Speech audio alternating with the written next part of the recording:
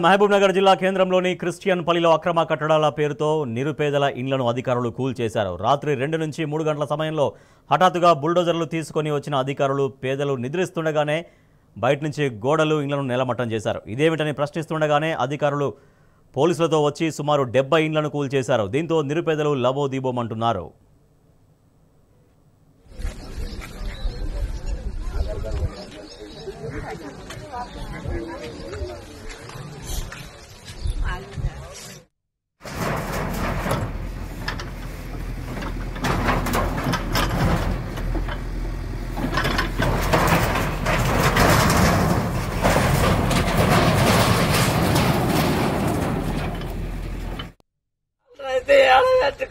ఆయన మేము ప్యాదలు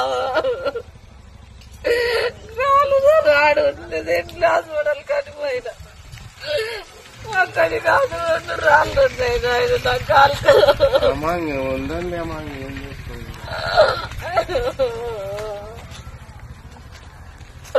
మొన్ననేమైనా శనివారం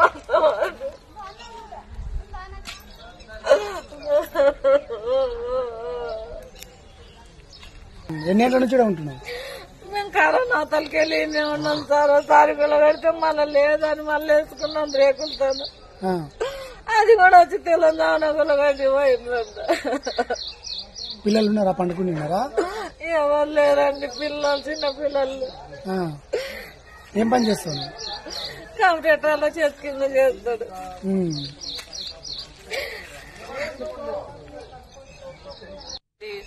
కాంగ్రెస్ లోనే తిరుగుతాడు ఎప్పుడు మా ఆయన. అదిగో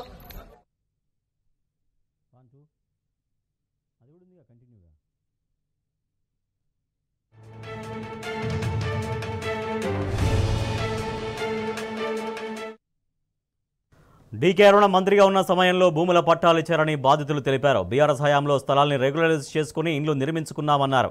కాంగ్రెస్ హయాంలోనే పట్టాలు ఇచ్చి ఇప్పుడు అదే కాంగ్రెస్ ప్రభుత్వం కూల్చివేయడం ఏంటని నిలదీశారు స్థానికులు. కాళ్లు పట్టుకుని వేడుకున్నా అధికారులు కనికరించలేదని బాధితులు ఆవేదన వ్యక్తం చేశారు. మా ప్రతినిధి నరేష్ మరింత సమాచారం ఉంది. సార్ నరేష్, ఏం జరిగింది? మహబూబ్ నగర్లో పేదల ఇళ్లపైకి బుల్డోజర్లు ఎందుకు వచ్చాయి, ఎప్పుడొచ్చాయి? మహబూబ్ నగర్ జిల్లా కేంద్రంలో పేదల ఇళ్లను కూల్చివేయడం సంచలనంగా మారింది. అర్ధరాత్రి సమయంలో రెవెన్యూ, మున్సిపల్, పోలీసు అధికారులు పేదల ఇళ్లపైకి బుల్డోజర్లను పంపించి కూల్చివేయడం జరిగింది. దాదాపుగా 70 ఇండ్లను నేలమట్టం చేశారు. అర్ధరాత్రి సమయంలో రెవెన్యూ, పోలీస్, మున్సిపల్ అధికారులు ఆ క్రిస్టియన్ పల్లి 523 సర్వే నెంబర్ లో ఉన్నటువంటి 70 ఇళ్లను కూల్చివేయడం జరిగింది.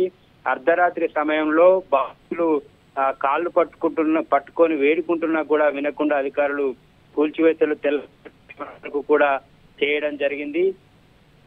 దీనికి సంబంధించి 70 ఇండ్లను గతంలో కాంగ్రెస్ ప్రభుత్వం ఉన్నప్పుడు ఇచ్చినటువంటి పట్టాలని డీకేఆర్ మంత్రిగా ఉన్నటువంటి సమయంలో ఇచ్చినటువంటి పట్టాలని బాధిస్తున్నారు. అయితే బీఆర్ఎస్ ప్రభుత్వ హయాంలో దీనికి సంబంధించి 60 గజాలు కట్టుకున్నామని, దీనికి సంబంధించి రెగ్యులరైజ్ చేసేందుకు కూడా బీఆర్ఎస్ ప్రభుత్వంలో అవకాశం వచ్చిందని, ఆ సందర్భంలో రెగ్యులరైజ్ కూడా చేసుకున్నామని, ఇంటికి సంబంధించి నల్లా కనెక్షన్ కావచ్చు, కరెంట్ కనెక్షన్ కావచ్చు, రిజిస్ట్రేషన్ కి సంబంధించి ప్రభుత్వం ఇచ్చినటువంటి పట్టాలు కావచ్చు, ఇవన్నీ కూడా తమ వద్ద ఉన్నప్పటికీ కూడా ఎటువంటి నోటీస్ ఇవ్వకుండా అధికారులు కూల్చివేశారని చెప్పి బాధితులు కంటతడి పెట్టుకున్నారు. అర్ధరాత్రి సమయంలో బుల్డోజర్ ను తీసుకెళ్లి ఇళ్లని కూడా నేలమట్టం చేయడం జరిగింది. బాధితులంతా కూడా కట్టుబట్టలతో రోడ్డున పడాల్సినటువంటి పరిస్థితి నెలకొంది.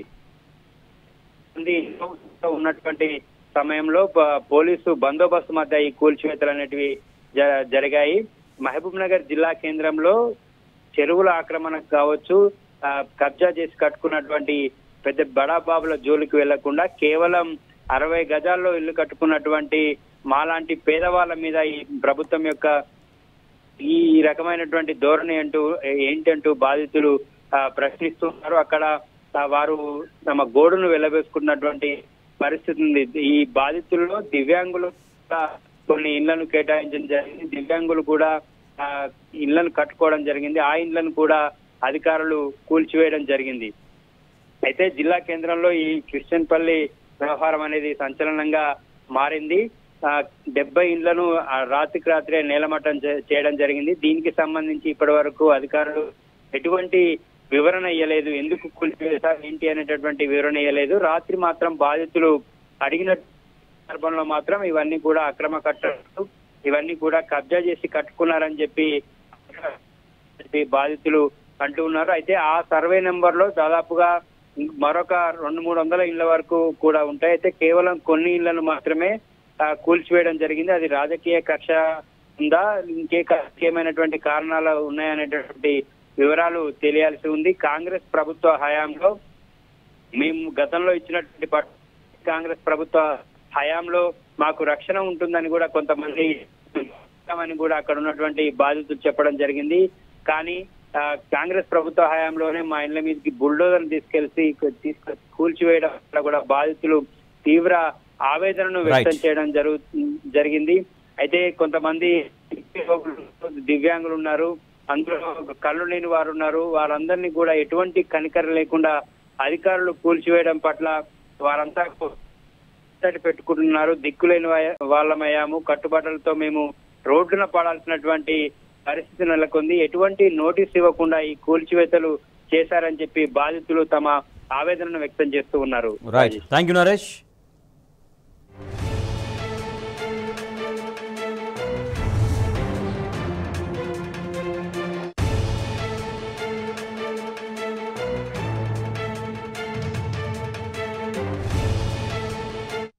కూలగొట్టబట్టి మేము కట్టుకుంటున్నాం, కూలగొడుతున్నాం.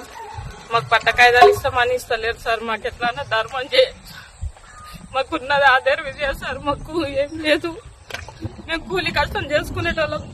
పట్ట కాయిదాలు ఇస్తామన్నారు, కాయిదాలను తీసుకెళ్ళింది సార్. ఇంతవరకు మాకు ఇయ్యలేరు.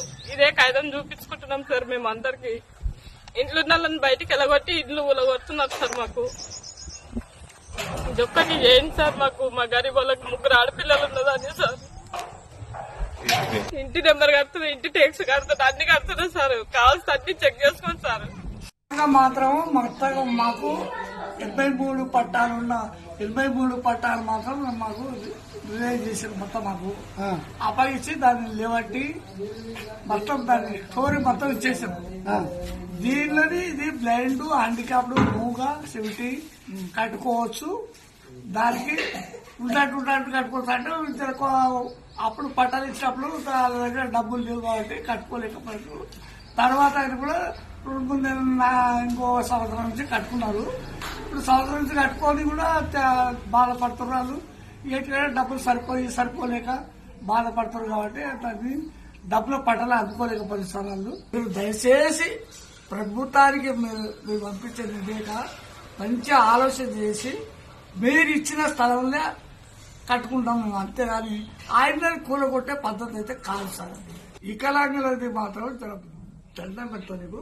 మంచి సాధారణంగా మాకు న్యాయం చేయండి. పేదోళ్ళం సార్. ఇల్లు కట్టుకున్నాక కూలిపోయింది సార్. కాళ్ళు మొత్తుంటే కూడా ఎడవలేదు సార్. కరెంటు బిల్లు వచ్చింది, నల్ల తీసుకున్నాం, కలెక్షన్ తీసుకున్నాము. పిల్లలం జల్లలం అందరం ఉన్నాం సార్. దీంట్లో చాలా రోజుల నుంచి ఉన్నాం. ఓసారి గుడి చేసుకుంటే కూలిపోయిండ్రు. పోనీలేని మళ్ళీ ఇప్పుడు చిన్నదో ఉన్నదో ఇల్లు కట్టుకుంటే మళ్ళీ వచ్చి కూలిపోయింది సార్. గవర్నమెంట్ నుంచి పట్టా గానీ సార్ పట్టా ఉంది సార్. కరెంటు బిల్లు ఉంది, కరెంటు బిల్లు, పట్టా అన్ని ఉన్నాయి సార్. మాకు అన్ని ఉన్నాక కూడా కాళ్ళు మొక్తుంటే కూలిపోయింది సార్. ఎక్కడ పోదాం సార్? మేము సార్ ఈ ప్రభుత్వం రేవంత్ సార్ వచ్చి మాకు అన్ని ఇండ్లు అన్ని పట్టాలు మొత్తం అవి ఇవి అన్ని కట్టుకున్నాం సార్. పేదోళ్ళం మరి ఎక్కడ పోదాం సార్? అన్ని పంపిస్తా ఉన్నాడు.